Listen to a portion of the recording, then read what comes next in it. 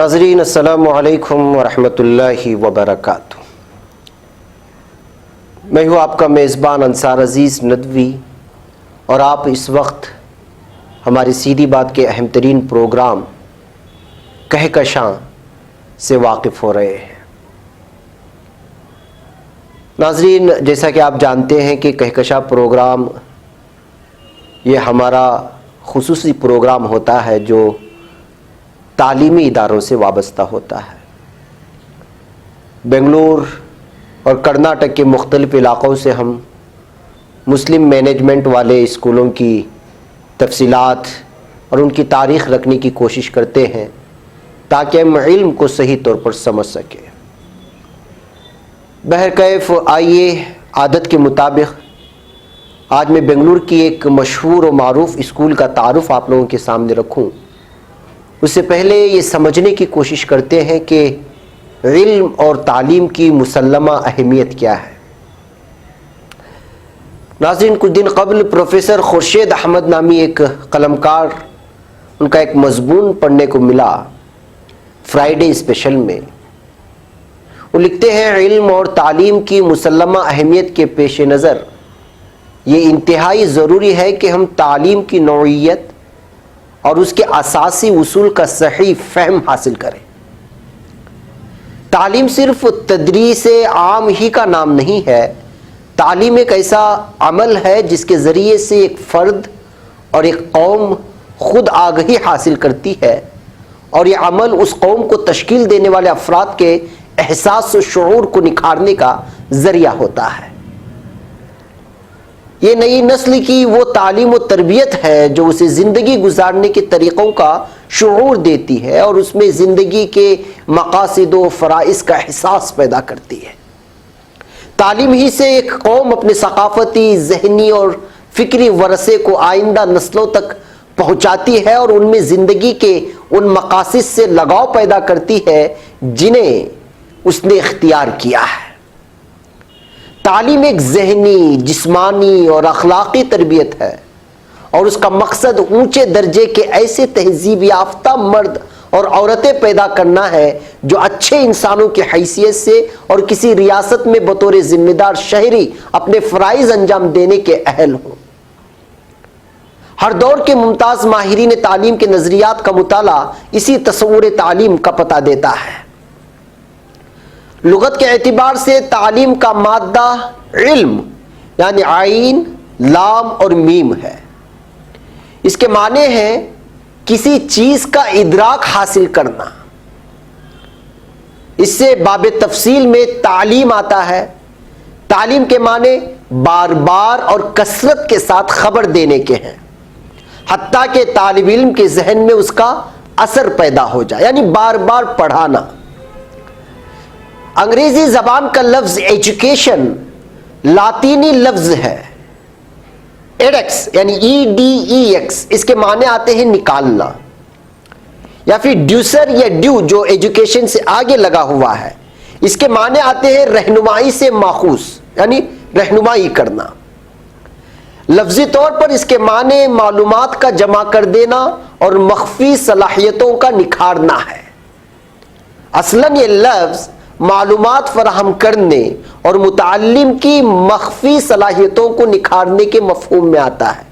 مخفی یعنی کہ پوشیدہ، کسی بھی طالب علم کے اندر وہ صلاحیتیں ہوتی ہیں جس کو نکھار کے سامنے لانا ہوتا ہے۔ جان اسٹیورٹ مل یہ مغرب کے ان دانشوروں میں سے ایک ہے جس نے تعلیم کے مفہوم کو وسعت دینے کی کوشش کی ہے۔ وہ کہتا ہے، تعلیم صرف ان باتوں ہی کا احاطہ نہیں کرتی جو ہم اپنی فطرت کے کمال سے قریب تر ہونے کی بنا پر واضح مقصد کی خاطر اپنے لیے کرتے ہیں یا دوسرے ہمارے لیے کرتے ہیں۔ اپنے وسیع تر مفہوم میں اس کی حدود بہت ہی زیادہ ہیں۔ انسانی کردار اور صلاحیت پر ان چیزوں کے بالواسطہ پڑنے والے اثرات بھی اس کے دائرے کار میں شامل ہیں جن کے فوری مقاصد بالکل ہی دوسرے ہوتے ہیں۔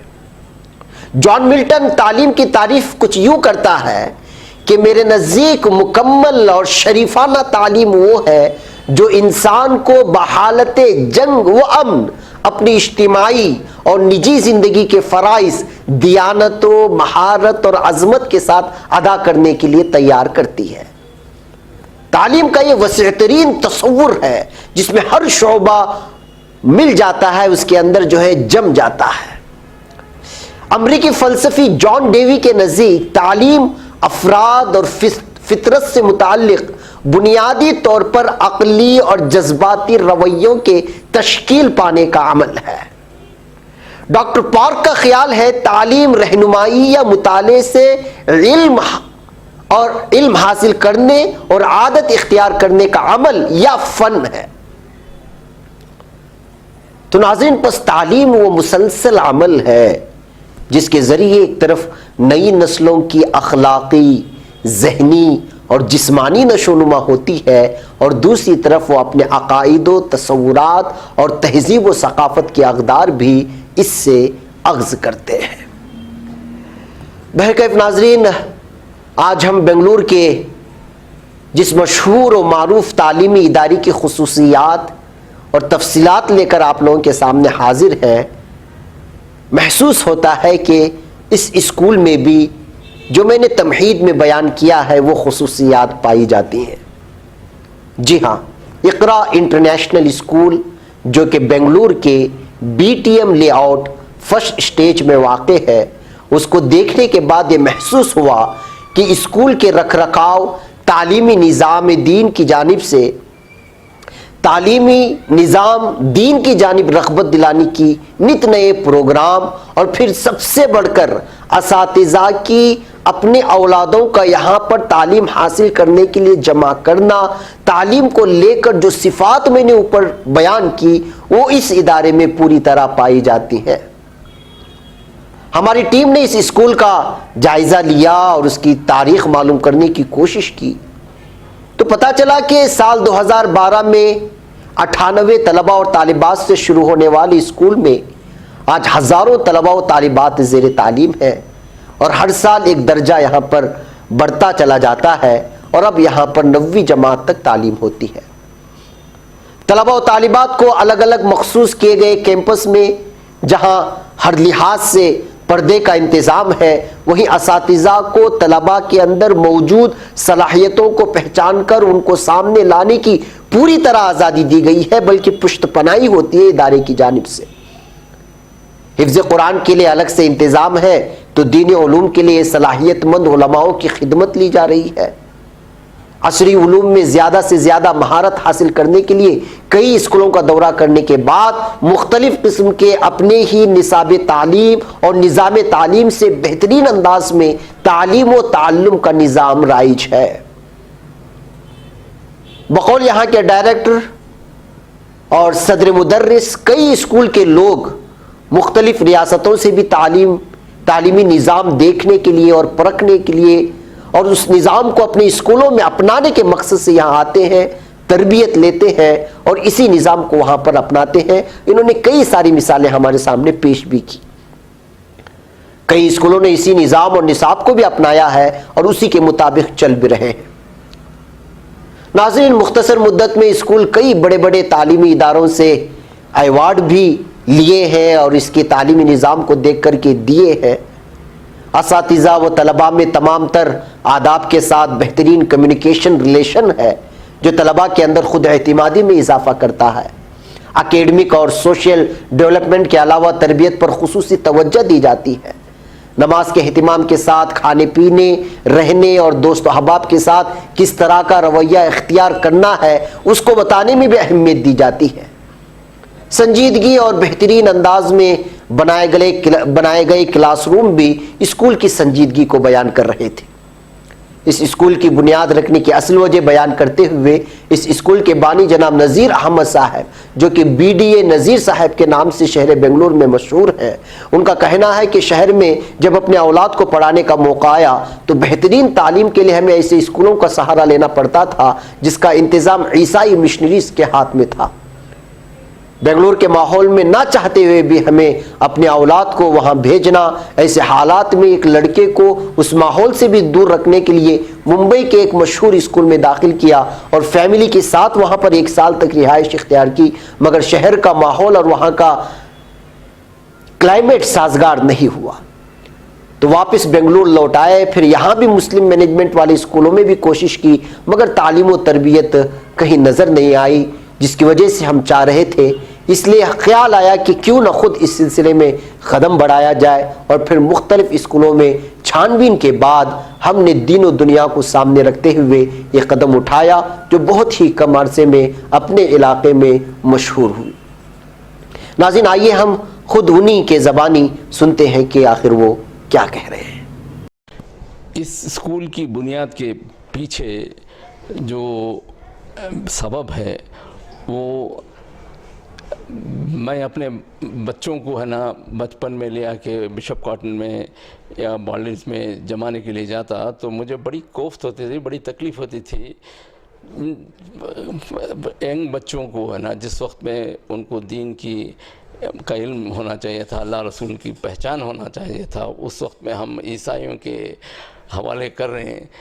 तो उनका कल्चर, उनका ये वो लोग थोपेंगे, हमारे बच्चे हमारे हाथ से निकल जाएंगे। लेकिन मजबूरी ये थी कि कोई अल्टरनेट नहीं था। इस वजह से मैं मजबूरन है ना मेरे बच्चों को है ना बड़ी पैसा भी हमारा, प्रोडक्ट भी हमारा, उस पर है ना ईसाइयों का ठप्पा लगा के उनका कल्चर थोप के भेजते थे। बावजूद उसके कोई अल्टरनेट नहीं था, उस वजह से मैंने मेरे बच्चों को वहाँ एडमिशन करवाता था। लेकिन दिल में बड़ी कोफ्त होती थी। स्कूल को इक़रा इंटरनेशनल स्कूल को क़ायम किया। अल्लाह का फ़ज़ल, तमाम उलमाओं ने, तमाम अकाडमिशियंस ने, हमारे जितने भी प्रिंसिपल हैं, मेरी बेटी डायरेक्टर है, आते आते आज हमारी स्कूल 9th स्टैंडर्ड में है।